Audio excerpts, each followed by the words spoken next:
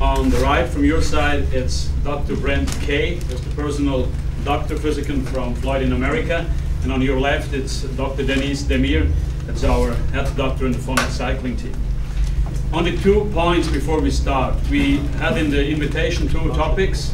The first topic, first week of Tour de France 2006, and the second, Floyd Landis' future.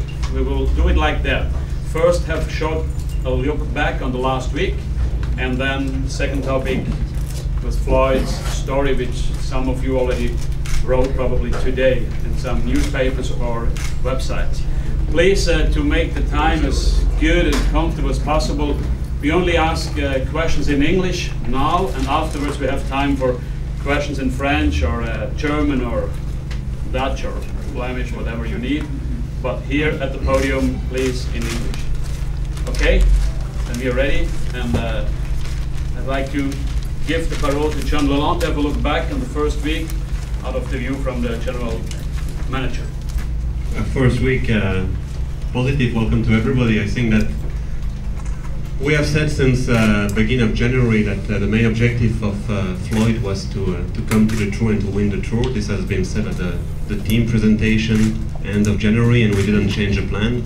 All the program, all the preparation, all the team has been set up in this main objective, and it remains always the same.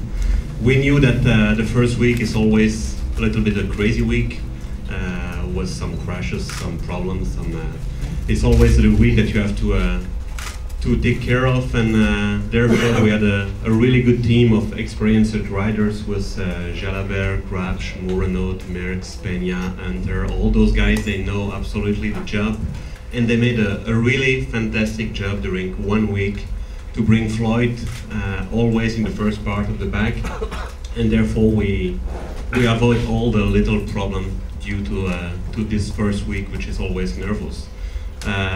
The most difficult stage for us was the stage of Valkenburg, which was always ups and downs, small ways. It was a concentrate from Liège-Bastogne-Liège and Amstel Gold Race, and there also we rode the whole day on the front to be sure that there was nothing happening to Floyd during this day.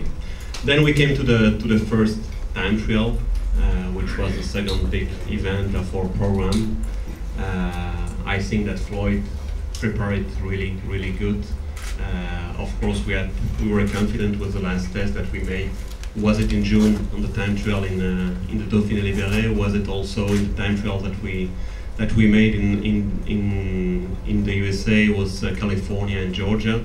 The preparation went good, and except a little technical problem with the handlebar, we saw at the end of the race that, of course, we were in a perfect place to begin now the last 2 weeks of the Tour de France, because those last 2 weeks everything can happen, and those are the really weeks of mountains, with tomorrow a normal stage, but then after going to the Pyrenees, going to the Alps, and of course it's two big weeks of Tour de France. That's a point of view from the car. How was it on the bike, Floyd? How was your week? You have a micro in front of you. Like John said, until now we've been fortunate not to have any big incidents. We had one small crash one day in the final with Bert Grabsch, but he came out with just a little bit of road rash. So considering everything that's gone on in the first week and the way it goes with crashes and such, we're in a position that we, I think, could only have hoped for from the start. Now it gets complicated in the mountains, but until now, things are, I would say, couldn't have gone better. And I don't know if George made it perfectly clear, but I'd be happy to take some questions about the racing and the strategy from now or the strategy from the past, and we get to the other subject later. Yeah, that we will do after Denise. We had a crash, we had Bert Grabsch, and we have Alex Moos, which is not as good as it should be. Maybe from the side of the medical part, that we have an overview of all of them. Yep. Okay, the crashes we had, fortunately, weren't so bad for us. Only, like Floyd said, road rashes, and the guys are fine. With Alex, he has a little bit of a cold, but this is also not a big deal, and in a few days he's well again. Okay, thank you. And questions, please. we are ready for the sporting part. So you're really afraid with the handlebar cracked? How was it? Yeah. Like you said, we had a little incident in the time trial with the handlebars. I can't say that I had time to be afraid really when something catastrophic happens. You just deal with it at the moment. So I was happy that I didn't fall off of my bike. That would have been a bigger disaster. Bike change went very quickly, and I don't think it had a very big effect on the outcome of the race. Just a few seconds. How do you explain these material problems? Because it's not the first time, I think. Zampieri fall in Tour de Suisse with the same problem. I'm not aware of any incident like that. Can't comment. It's the first I've heard of that. Floyd, I guess what happened before the start of the Tour de France was a surprise, but are you surprised at the general classification as it stands now? Because there was quite some differences in that the opening time trial. Yeah, there was a lot of talk about predictions of what's going to happen this year and who's going to be where after the first time trial. I guess there were some disappointments. As far as we're concerned, we're happy with the outcome. But also keep in mind it's a long way to the finish, and the differences look big now, but they get bigger and things get rearranged. So I wouldn't assume anything at this point. The Tour and any bicycle race is always a dynamic thing. We can't try to predict what any other team is going to do. I think the T-Mobile team has to make a decision at some point as to who their leader is. Trying to keep 5 riders in the top 10 would be a mistake, in my estimation. But I don't know what their goal is and who their strongest guy is. But right now, it's complicated for us because it's not easy to watch 5 guys who can all go in breakaways and all be a threat for the classification in the end. But then they're not the only ones in the bicycle race, and there's plenty of other people who would be glad to attack as well. We're not only focused on them. Like I said, it's a long way to Paris, and the differences would be much bigger than seconds like they are now. Floyd, how much riding did you do on all of these? Have you done all of the mountain stages before this tour? And which ones do you sort of single out as the really big days, both in the Alps and the Pyrenees? All of the mountain stages can be potentially disastrous if you have a bad day. I can't say that I picked one out to say that this day I have to be good, because it's difficult to arrange in the middle of a stage race that one day you're super. The best is to be consistent, and in that case, I don't see one of them being particularly decisive. The Alps, to me, look more of a determining factor than the Pyrenees. The first 2 mountain stages we have in the Pyrenees, the first one is a long way to the finish. The second one, the last climb is not steep, it's long, but it's not easy by any means. But the Alps stages, there's 3 very difficult stages in a row, and I think that will be the deciding factor in the race. And how about scouting them out? Have you done them all before? Have you trained on all of them? We went with the team, with John and a few riders and I. We went to the Pyrenees stages, and we did the La Toussaint finish in the Dauphiné. The other ones I've done multiple times, and we didn't spend any time seeing the Alpe d'Huez and the Joux Plane. People say the tour lacks direction. Are you the new director? Did you guys take a vote? That'd be fine. But was your taking charge of the stage yesterday of the pursuit, was that how you're going to race? Yeah, we came here with a clear goal in mind. We didn't promise we're going to win, but our objective is to win. And if you believe that, then you race like we raced yesterday. I'm proud of my team for doing that. I'm proud of John for having confidence in me. And yeah, like I said, I wouldn't make any predictions, but I have my doubts about teams that are afraid to take control of the race. It certainly seems to me that they would lack the confidence that they're going to win. How are things run in the team? are you negotiating with John about how to ride yesterday in the pursuit, or is it do you take the decision, or is it? It's a bit of a group decision. It depends on a lot of factors. It depends on, first, primarily who's in the breakaway and whether it matters to us or not. And that one was a rather vague decision because we didn't really know if Kessler is a problem or not, but we decided that we'd rather not give them another option. They already have several options in the top 10, and this decision is made by John and by the riders, and we're all part of the team. I don't think anyone is a dictator. It's not running that way.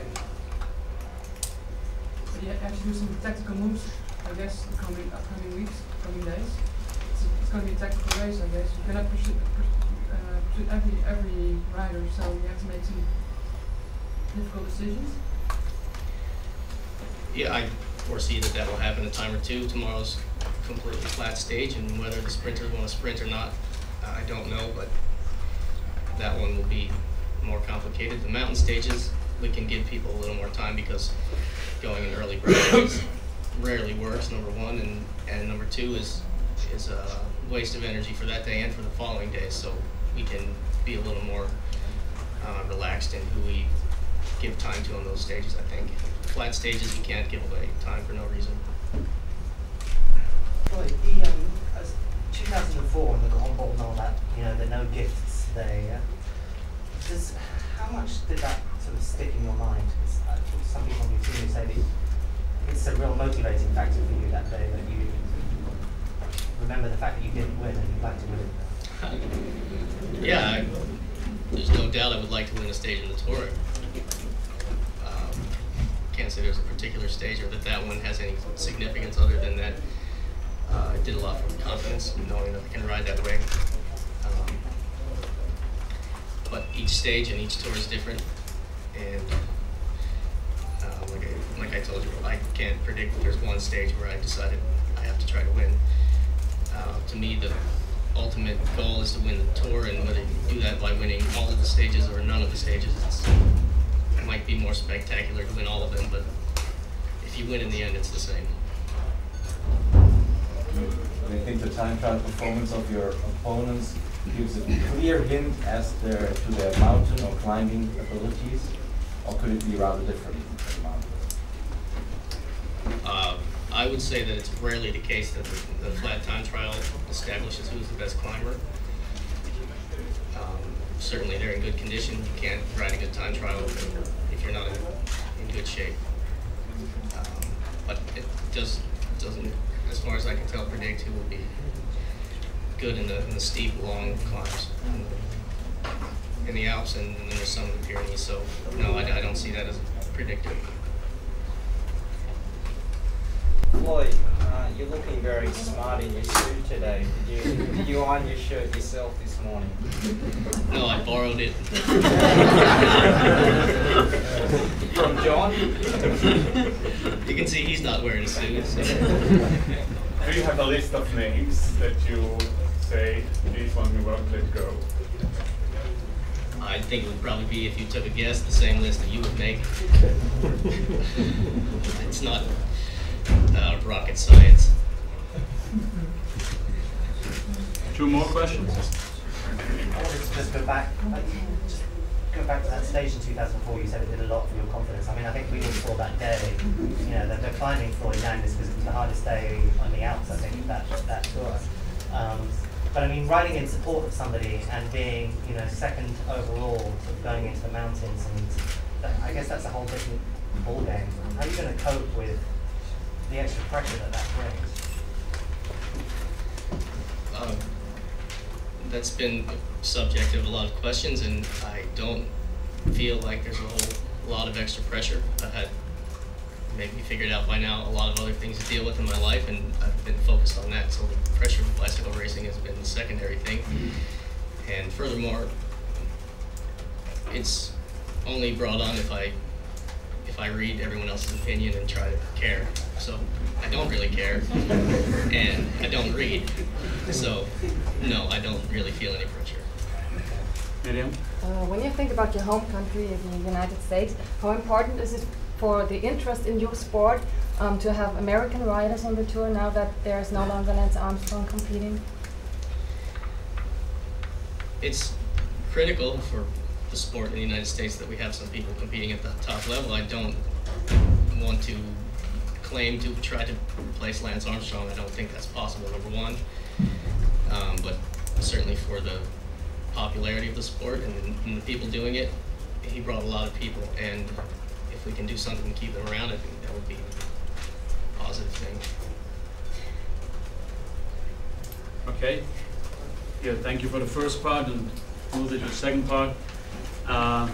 Floyd Landis' future, and some of you wrote already the story on the internet, in the New York Times. There was an article today, and there will be in the magazine next week a big story. I copied already for all of you, that afterwards you have the same information. It's about Floyd Landis' hip, and it's a story which he has to tell us. So please, Floyd. All right, I don't know which details you have or don't have, so I'll try to start from the beginning. In 2003, I fell in a training accident in January, close to my home in California. And I had a fracture of the right femoral neck.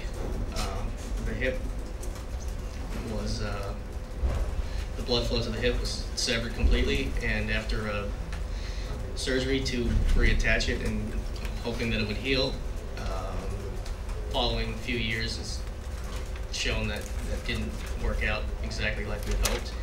It was a bad fracture to begin with, and the odds of that happening were pretty high to start, but there's plenty of other details I can go into. I think George prepared a paper for everybody, so I won't try to tell you the whole entire story. I've had, since then, 2 more surgeries. The last of them was at the end of 2004, while I was still on the Postal Service team in November, to try to restore some blood flow to the hip itself in order to prolong the functioning hip that I had. We didn't, at that point, have any misconception that the damaged hip was never going to be the same, or that it would never need to be replaced. That was clear. But the operation was a procedure to try to increase some blood flow and slow down the process, the degeneration process. After that, the normal rehabilitation process is to remain non-weight bearing, to not use it to walk on it for 6 to 8 weeks or even longer, to try to give it the best chance of survival. But at that point I didn't have that amount of time, and so after a few days I went back to using it. And over the last year and a half it's been fairly stable. Pictures don't look a whole lot different now than they did then. I've been dealing with the pain part of it. It's the only, how can I say, the only problem with the hip is when it hurts too much that I can't use it anymore. At some point it'll have to be replaced. Using it doesn't in any way increase the chance that it will be unusable later. It's already ruined. So whenever the pain gets too bad, I will have it replaced, probably sooner than later. But anyway, that's the subject of the second part of our press conference. So if anybody has any questions, or I don't know, maybe the doctor's going to go into some detail first. How painful is it, and how, you know, you're riding at like 80%, 90% at the moment, or do you know?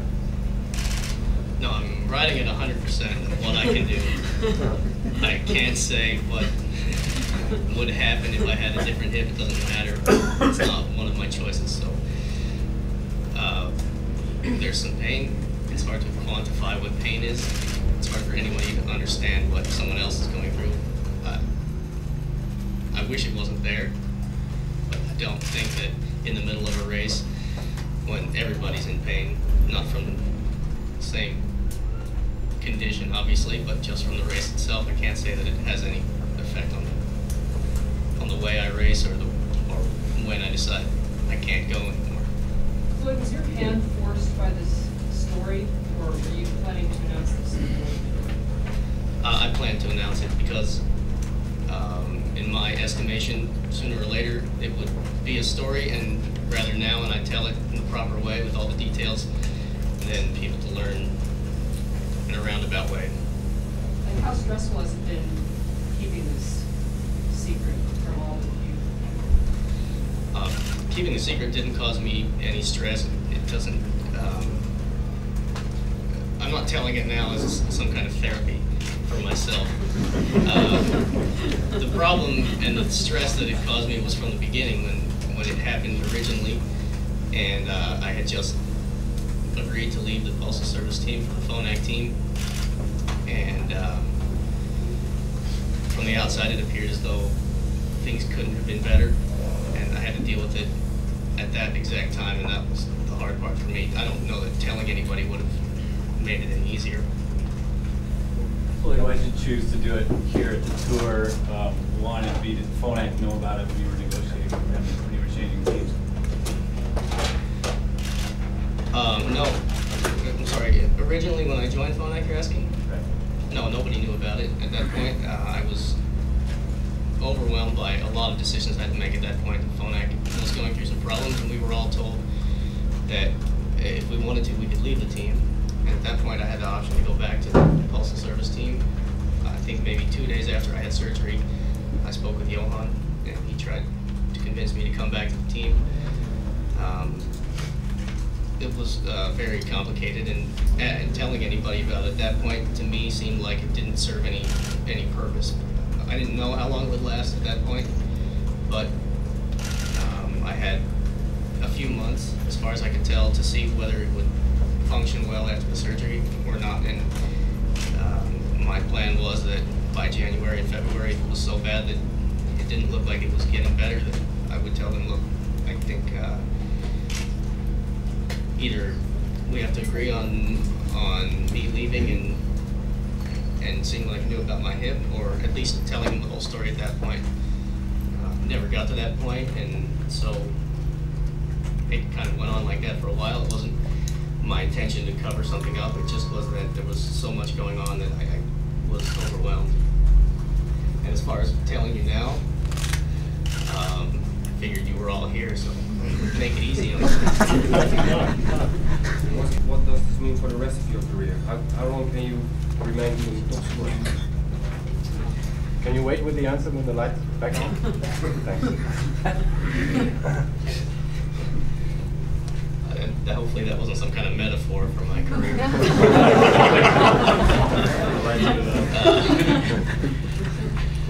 I don't know how long my career will go on, and nobody in the peloton knows. I've just been forced to think about it a little more in detail. It won't go on forever, nor do I want it to. My hope is that it's not over yet. I love racing my bicycle. It's a beautiful sport. It has its problems, but it's one of the best in the world. And if I had to leave now, I would be disappointed, but I've had to think about it for 2 years now. So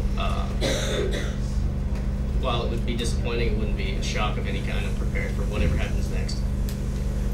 And fixed the date yet for surgery? No, I haven't fixed a date or a place or anything like that. It's all being worked on by some experts. This year? I'm sorry? Will it be this year or? I don't know for sure, but at the point when I decide I've found the best solution for it, yes, I think I will have been tired of dealing with the pain. Recount the original crash, what happened, where were you? You said you're near your home in California, but exactly what happened? Yeah, it was a steep downhill and a right turn halfway down the hill, and I decided the last moment I wanted to turn right, and there's some gravel there on the road, and it's just a mistake. You know, I don't take pride in my ability to stay on my bicycle, but occasionally I fall off, and in this case, the front wheel slid out, so all of my weight went straight down onto the right hip, and that's what happened. By yourself? Yeah, I was alone.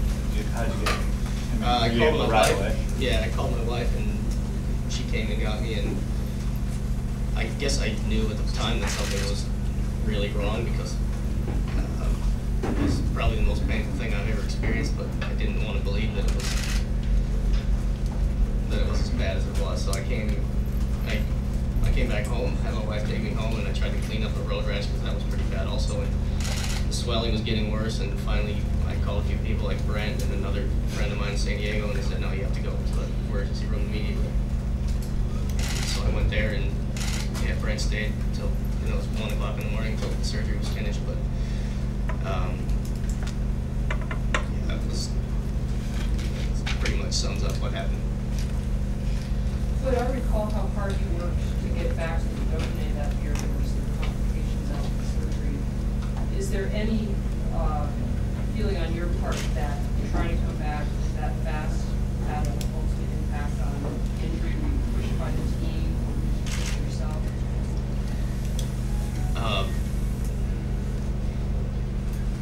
Like Brent explained, it's a common outcome of a fracture like this to develop avascular necrosis, and mine was a particularly bad fracture. So there's no sense in trying to guess whether changing something that I did afterwards would have changed the outcome of this. This press conference is not to blame anybody, just to tell you about my condition. Anything involving something I could have done or conjecture of that sort doesn't serve any purpose, I don't think. Do you have to take any medicine to diminish the pain when you are cycling in certain conditions? Ordinarily, no, it doesn't. There's not very many medications that help with arthritic type pain anyway, so no, it doesn't serve any purpose to take pain medication. Last year I had some bursitis on the outside of the trochanter part of the bursa out there. Just tried to reduce some inflammation there because of the change in the whole anatomy of the thing. This year we tried a few cortisone shots inside the hip where there's also some bursitis because of the change in shape and the nature of it. They've been somewhat successful. I can't say they take away the pain altogether, and they don't really help with the arthritic pain, but with the inflammation there from using it, it helps with that. Well, is there one type of riding that is more painful than others? I mean, is it more painful than uphill or time trials, or just not so much the same? The worst of it is a time trial, and probably figured out that that's why I have the position the way I have it now, because I can't lift my leg any closer to my chest, so I have to sit further forward on the seat than the other guys. Seems pretty effective. It doesn't hurt my time trialing any, at least. Climbing steep hills is worse because I have to lean forward further. That's the problem, is the range of motion. But most of the time that's not an issue. It's more of just an aching pain after the ride, or by the end of a 4 or 5 hour ride, then it's there for at least a few hours after the ride. As far as walking goes, most of the time it's not painful. I do walk different now. I also have less flexibility when my right leg is moving backwards. So yeah, I walk a little bit different, but it's probably not noticeable to anybody who wasn't looking before. Maybe you'll see it now. Wait, until now, how many people knew? What was this? How big was the circle? Each few months, there was somebody I decided needed to know for one reason or another, but 10 people maybe. My mom found out last week, so that helps. Floyd, do you feel an extra sense of urgency in this year's tour, knowing the condition you have in terms of the race? No, I don't feel any kind of. It doesn't feel to me like this is the last one. I tell myself, but I need to tell myself so that I can relax. And no, I don't race it any differently, knowing that maybe it is, or maybe it isn't. I think until now, I've had a very good season, and I've proved that I can win some of the hardest races. So whatever happens here will be an outcome of the race and not based on anything having to do with my hip. So when you say maybe it isn't, maybe it is or maybe it isn't, the doubt is because we just don't know how a hip replacement might stand up to the stress of the tour. I think more importantly that I could fall and break my left hip tomorrow. That's why we don't know. Floyd, have you signed a contract for next year for iShares or for another? I currently have an option to stay with this team that was signed last year. And so that's the status. I'm on this team. One more quick question. They say that Tour de France is the most painful event in sport. How does racing the Tour compare to the pain you're experiencing now? I don't know that anybody can say which one is the most painful. Probably every sport thinks that they have the most painful, and I've never done any other sport at this level, so I can't say. And as far as the pain goes, like I said before, it's not easy to put, to give it a number and say this is how much it hurts. And whatever happens, I do my best to try to focus on the race itself rather than my hip. And the race, in a way, is therapy for my hip because it's something else that consumes everything I think about. So while I'm racing, I usually have the least problems.